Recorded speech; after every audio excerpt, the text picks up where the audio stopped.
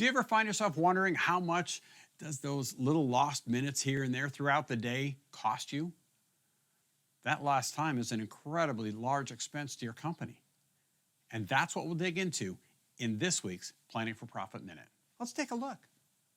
Now, as we start digging into the company, I'm using a sample company here in the Planning for Profit software. And just so you can see what we're dealing with, I'm going to look at cost input, right? I've already got all of my labor in here. Now, in my company, I've got 3 departments as we look at it.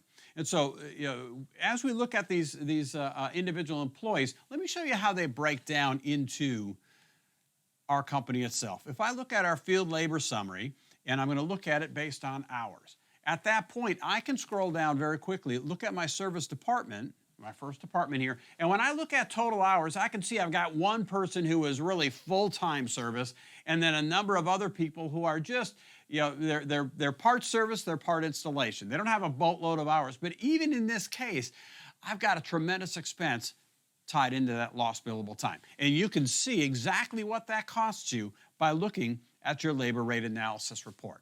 So as I look at this for my service department in this particular company, right, we jump into that department, and I have the 2 tabs right here at the top. I'm simply going to click on the labor rate breakdown for this company. So this is looking at my service department. And what we've done is we've basically broken down every single expense related to your company and how it factors into the hourly rate for the individual departments that they apply to. So for example, in this particular case, I can see $1.75 out of every single hour that I bill out throughout the course of the entire year goes to cover the credit card fees. I've got $9.22 is going to put fuel in the trucks.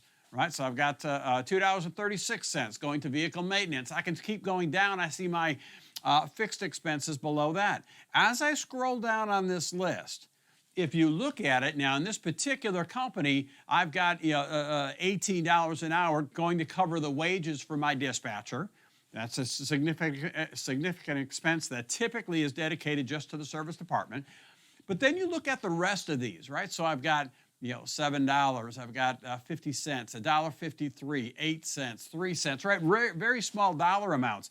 As I scroll down on that list, one of the things you will find at the bottom of the list are a couple of items here, right? So I've got my equipment replacement fund, I've got my unbilled direct labor. That's the time that I need to pay my guys for, again, that I can't bill somebody for, right? So whether that's holiday, vacation, sick time, it's also windshield time, it's trips to the supply house, it's company meetings, it's the time that I can't account for. I don't know what they were doing, right? All of that stuff is factored into that unbilled direct labor. And when I look at it in this particular case, $21.08 out of every single hour we're billing out throughout the course of the day is going to cover that non-billable time.